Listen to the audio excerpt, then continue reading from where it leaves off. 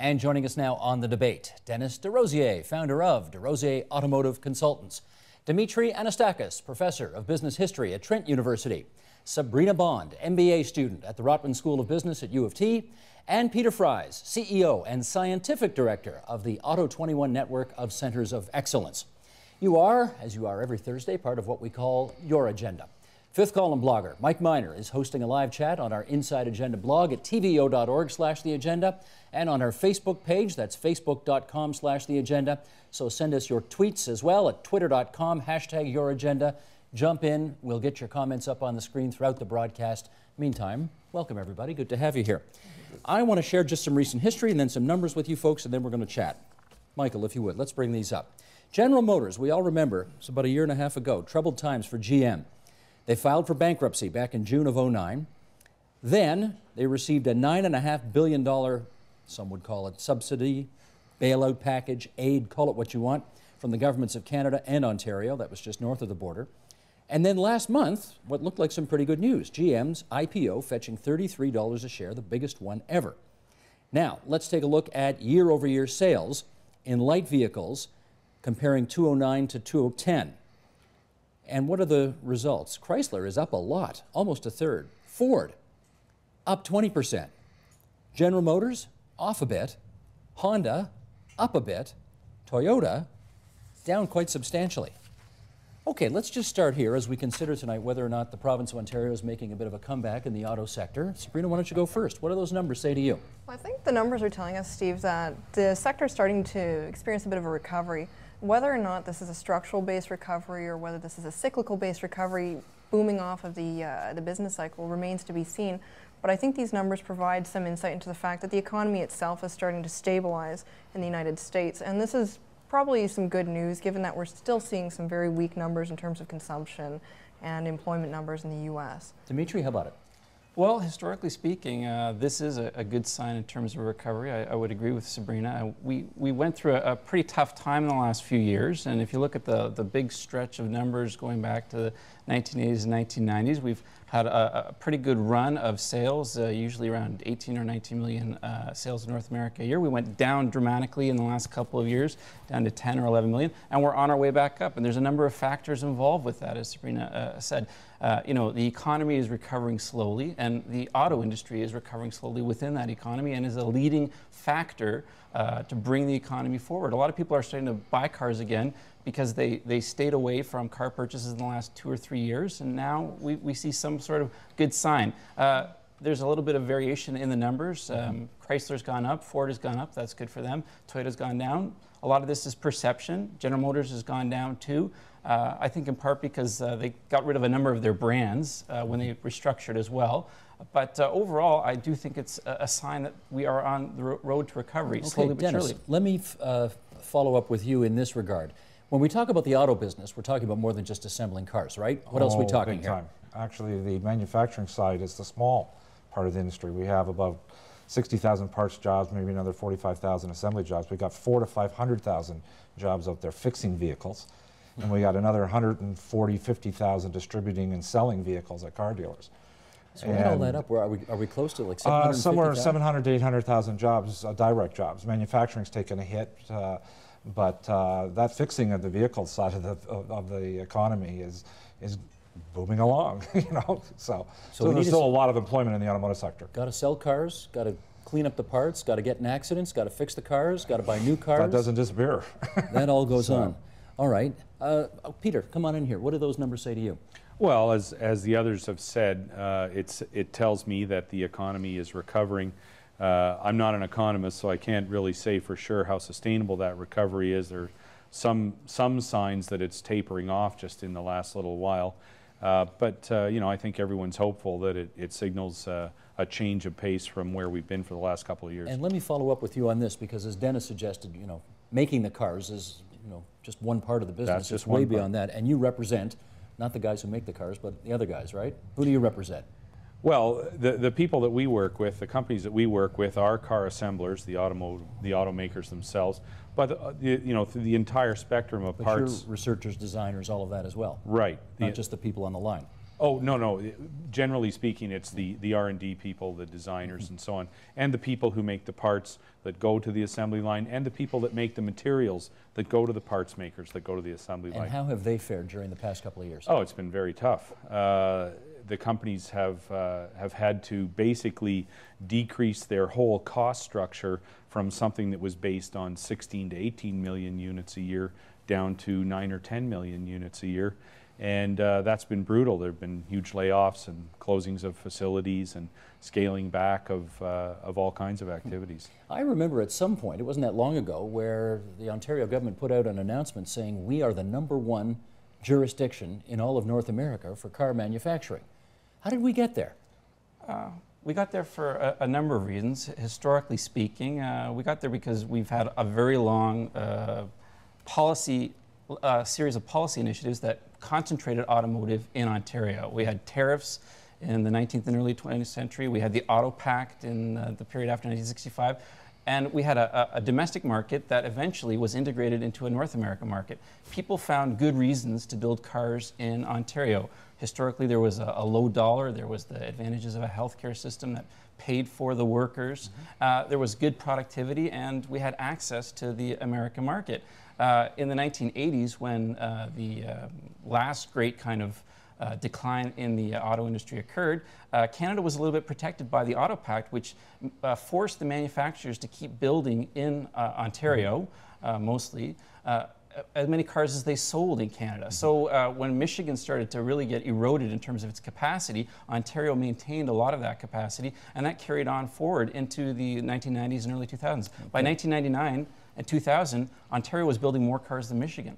Let me pick up on one thing you said there, and that's the buck. And Sabrina, I'll go to you on that. Our dollar is not at, you know, when we were in the Auto Pact, our dollar at some times was 63 cents or something like that. Yes. We're now practically at par with the United States.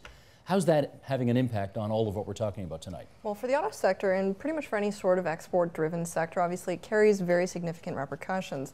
And we've seen this very interesting sort of divestment within the Canadian economy, particularly in terms of export-sensitive industries like chemicals, manufacturing, petrochemicals, and even mining to a certain extent, operations having to be more cost-effective. And as the gentlemen have indicated earlier this evening, part of the response on the parts of the manufacturers in these types of industries is cost-cutting. So we saw recently about 25% cuts in terms of the labor costs on the parts of the auto manufacturers, comparable cuts in terms of the pass-through to the parts makers. We've also seen tremendous cuts in terms of the material costs as well. And there's basically a question of streamlining and also looking into hedging against foreign exchange currency fluctuations. So these have all been very important drivers.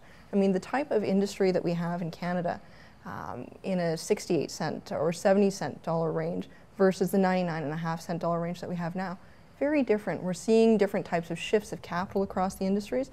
And if anything, we're almost getting to the point where the Canadian auto sector is basically at a standstill right now. And unless we see any sort of currency fluctuation, it's really within the structural elements of the industry and the operations of the companies themselves that the innovation is going to have to come through. Let me go to you on that, Dennis. There is some natural hedging in automotive that you don't find in a lot of other industries, in that we import about 80% of what we need to build vehicles, and we export about 80% of what we build, and so that helps hedge. But you know, I come back to Dimitri on the political front. We've had two near brilliant political moves.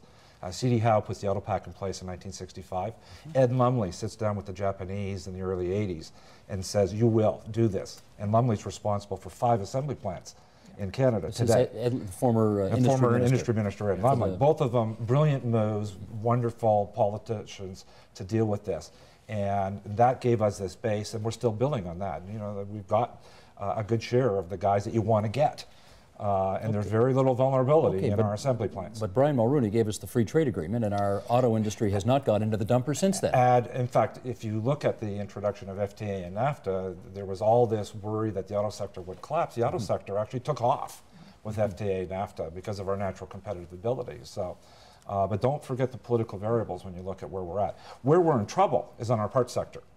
Our parts sector has just about collapsed. We at one point were 100,000 jobs. We're barely at 60 now. That's all been in the last 2-3 years. And our parts jobs today are no different from when they were a year ago. We've not benefited from this tremendous resurgence in the last year. Our parts sectors are really struggling. Peter, let me try this with you. Germany has demonstrated that you can have a strong currency and a strong export market if you manufacture high quality, cutting edge, cool products that people want. Are we following that model here in this province?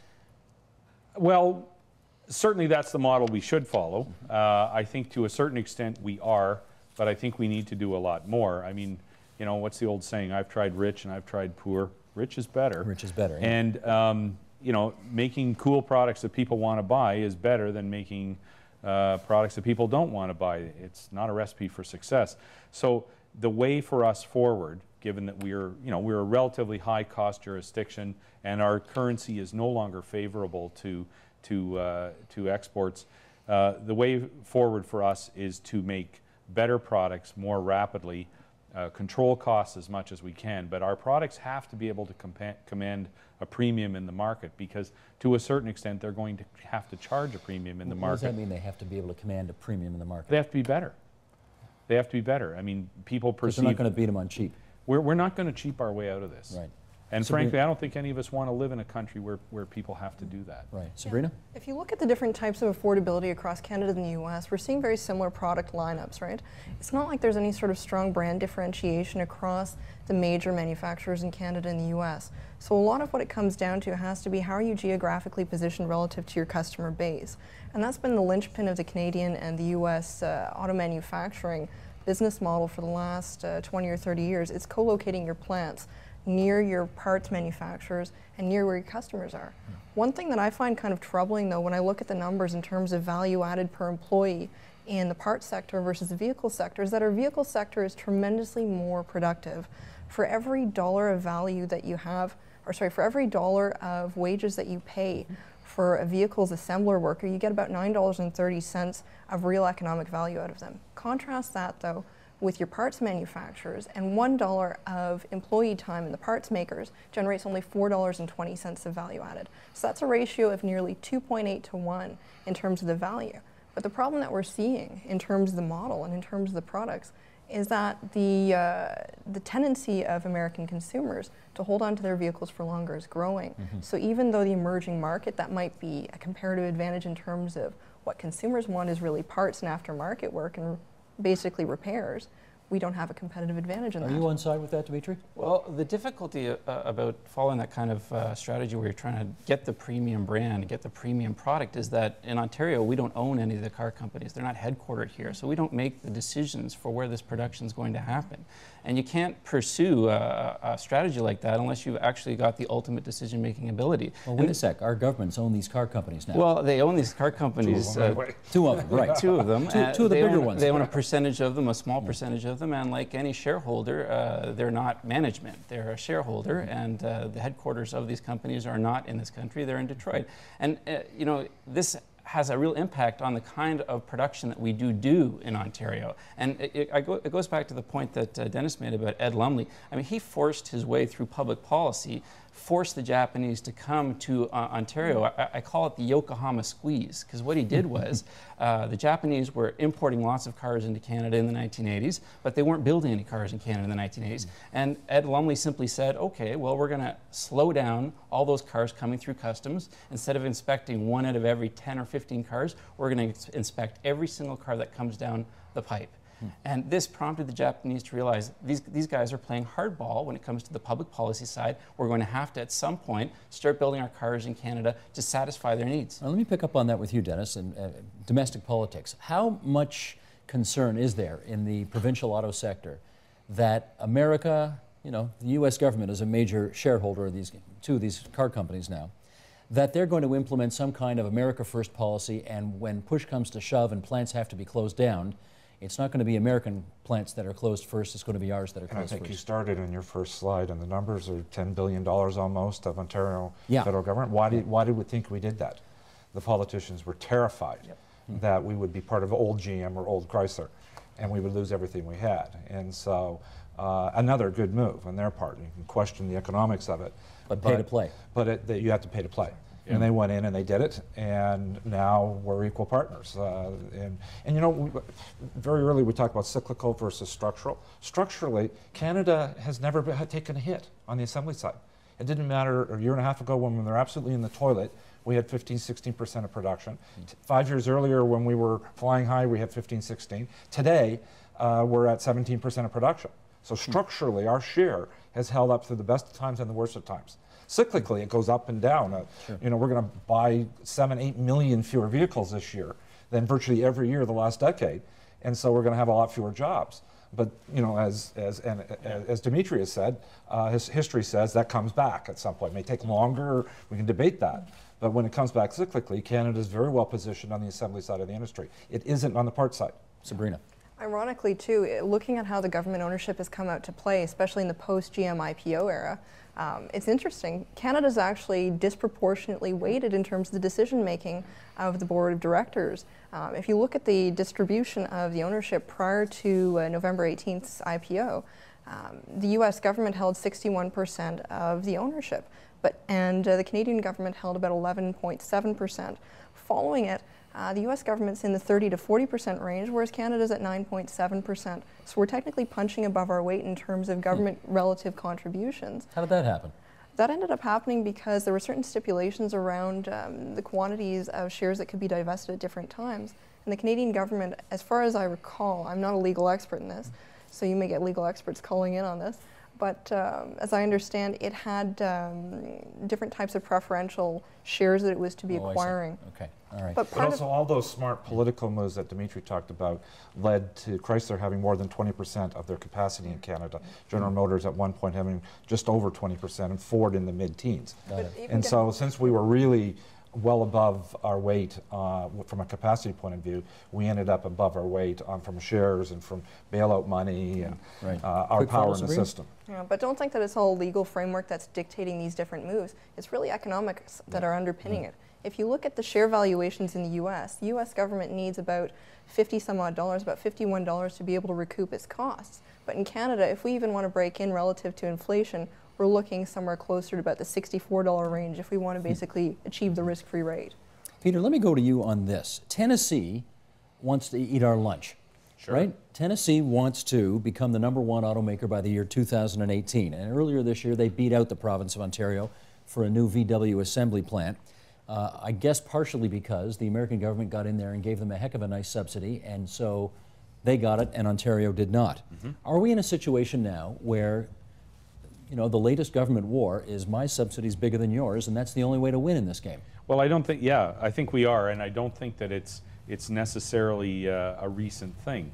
This trend has been building for quite some time, and you know, I think it's too bad because it tends to distort business decisions, but it is part of business decisions, and you know, as you said earlier, you've got to pay to play, and I don't like it, but I think you know, we're in it. Ontario pays to play. They have for a very long time. In fact, Ontario started the ball rolling in terms of cross-border incentive wars back in the 1970s. Ironically, it was a VW plant that started in Pennsylvania in '76, the Westmoreland plant, which got a boatload of money from the state government, which scared the heck out of Ontario when Ford was going to put an engine plant either in Lima, Ohio, or Windsor, Ontario. And the Ontario government of Bill Davis and the Trudeau government came together for a $68 million incentive package back in 1978, which won that plant and really started the ball rolling in the incentives wars that have just accelerated to this day.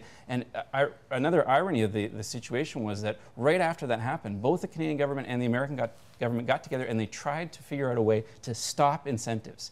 And they realized they couldn't do it because state governments would refuse to sign on to any type of system that got rid of state governments, subsidies, because the politics were far too important to them in terms of getting production into their jurisdiction. Dennis. You know, I toured those southern states and I talked to all those people making those decisions, and what they tell me is a little different story.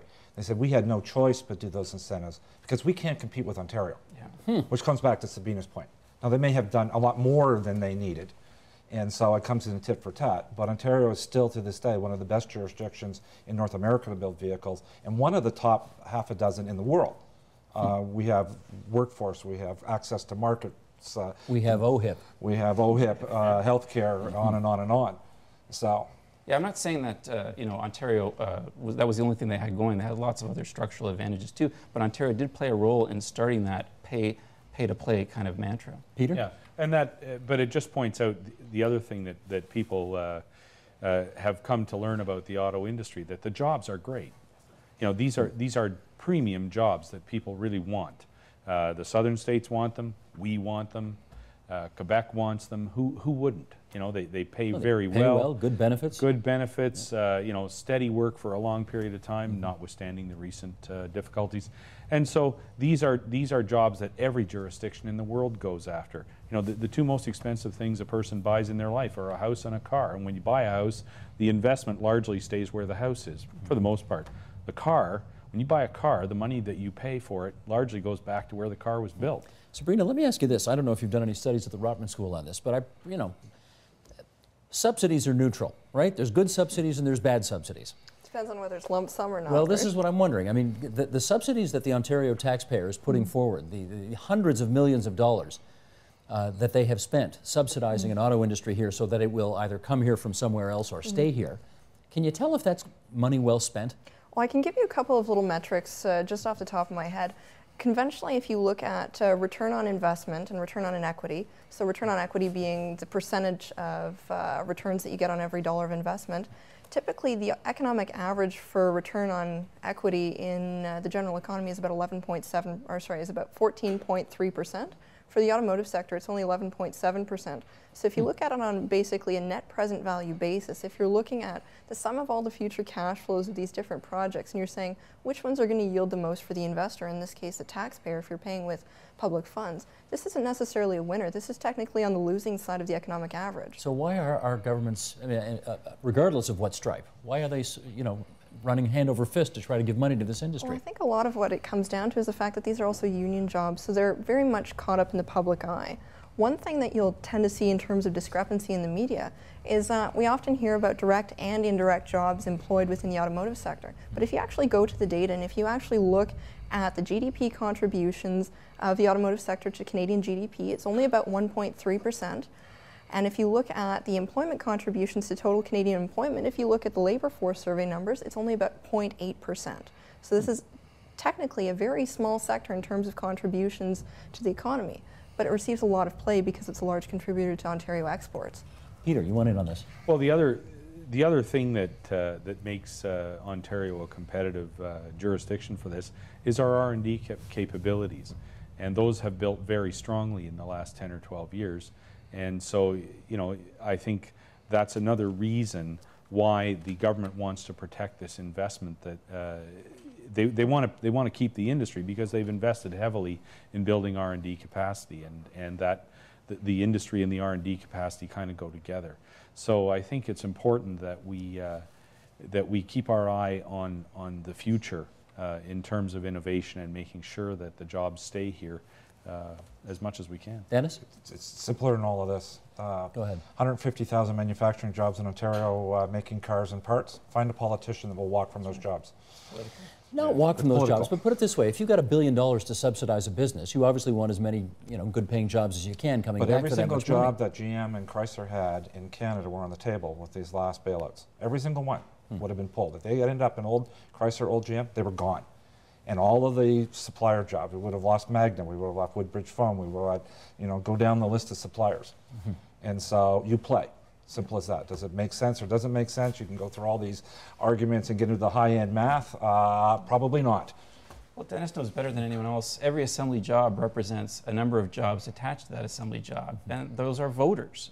It is a political issue, but the automotive industry is such a high-profile and strategic issue for Ontario as a historical sector of the economy that we've done well in and that we've always had a real presence in, that to walk away from it politically, leaving aside the economics of it, which I still think would be very, very bad for the province, politically, it just doesn't make sense. You have a Prime Minister from Western Canada who is bailing out the automotive industry in Ontario. Well, he's from Toronto. He's from Toronto. Let's remember that.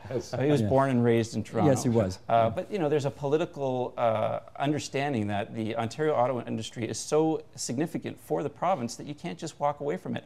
The Minister of Finance is from Oshawa, which is known for its automotive industry. But there are other factors that are involved as well. But the politics of it really does drive a lot of the issue. fine. Again, not to quibble. The Minister of Finance would tell you he's from Whitby, not Sorry, Oshawa, but that's right next door. I get your point. Dennis, tell me this. Well, I think it was at the 206 federal election where we had that picture of Paul Martin, or I want to make sure I've got my election right now. Paul Martin and Buzz Hargrove at a big union convention, arm in arm. Paul Martin wearing that UAW or CAW, forgive me, jacket. How much of the subsidy that politicians decide to give to this business is because the unions give as much money and as much support and people power on the streets banging on doors for, in that case, certainly the Liberal Party of the day. They obviously were pretty important, but they also, in the 2 years that we were dealing with this crisis, in many respects, they were the voice of the vehicle companies, often more effective than the vehicle companies themselves. Look at the fiasco in Washington over the jets. Whereas it wasn't Buzz, it was Kenny Luenza, and it was the leaders in the U.S. that were standing up and saying and making plausible arguments with real live workers, i.e. voters, at their side. And so it was very important, no doubt about that. Okay. Michael Smith, Director, you want to pop that email up? I understand we've got something from either our website or maybe from Twitter. Let's see what that is. Because as you know, we call this your agenda because people can get right to you. Okay, via the live chat. What percentage of Canadians buy North American cars? And has this ratio started to increase? It hasn't changed at all in 20 years. Really? It's somewhere in the 20% range, give or take a point or two. North American built vehicles. Remember, the Japanese, more than half of the vehicles they sell to Canadians are built in North America. In fact, just down the road in Woodstock and in Cambridge and up in Alliston. So 80% of Canadians buy imports? Yeah, it's pretty well that way, and it's been that way for a long time. For cars. For cars. For cars and light trucks. Is anybody distressed about that, or is it? Go ahead.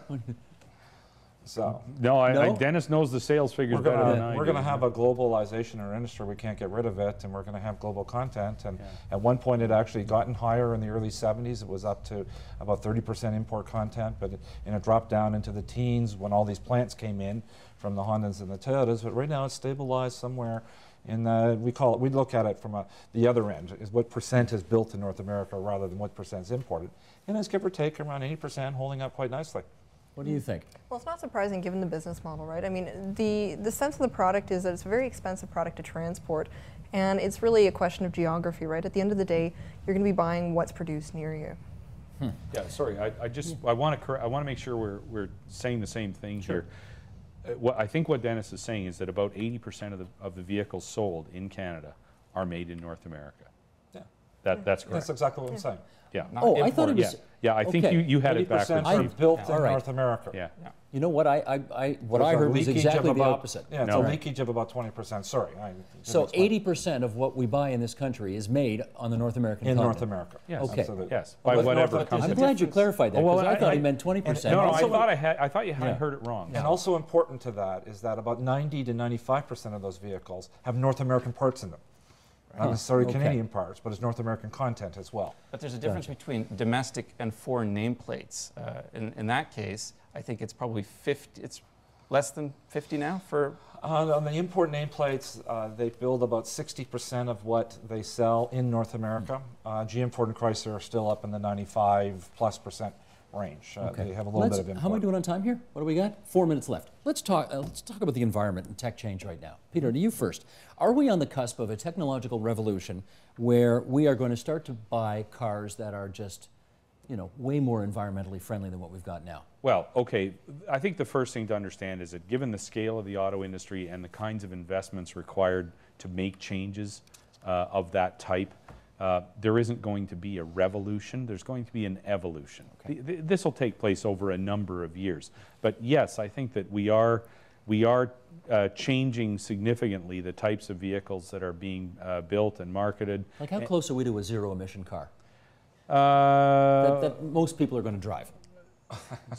Well, the Nissan Leaf is going on sale in the U.S. in the next few weeks, if it isn't on sale right now.